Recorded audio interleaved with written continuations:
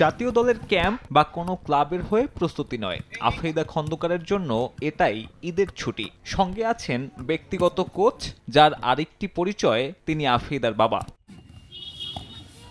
Social মিডিয়ার বদৌলতে আফেইদা খন্দকার পরিচিত মুখ ফুটবল প্রেমীদের কাছে। সম্প্রতি তার কাঁধে উঠেছে নতুন ভার। জাতীয় নারী দলের অধিনায়ক 18 বছরের এই ডিফেন্ডার ব্যাক টু ব্যাক সাফ চ্যাম্পিয়নশিপ জয়ে কদিন আগেই পুরস্কৃত হয়েছেন 21 পদকে। লক্ষ্য এবার এশিয়ান শ্রেষ্ঠত্বের। আমি চাইবো যে বাংলাদেশ যেন আরো অনেক দূর এগিয়ে যেতে পারে। সাফে যেহেতু দুইবার চ্যাম্পিয়ন, আমরা সাউথ এশিয়ার বাইরে গিয়ে এশিয়াতে বাংলাদেশকে অনেক দূর নিয়ে যেতে চাই।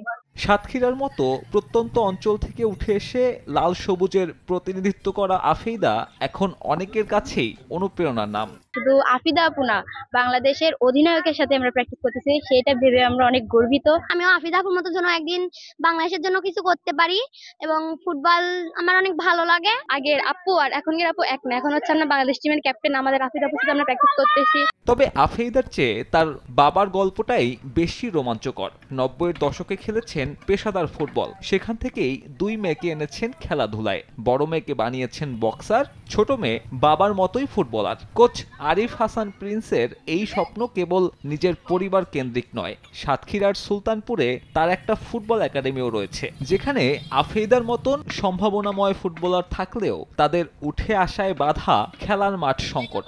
আমাদের পর্যাপ্ত মাঠ নাই, একটি পিনাস্কুলি মাঠ সেদের সংস্কারের অভাবে অবহেলিত।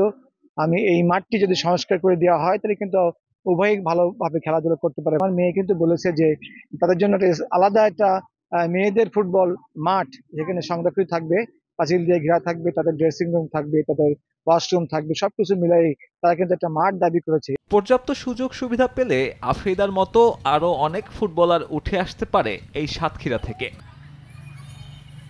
সাব্বির মিথুন, সময় সংবাদ।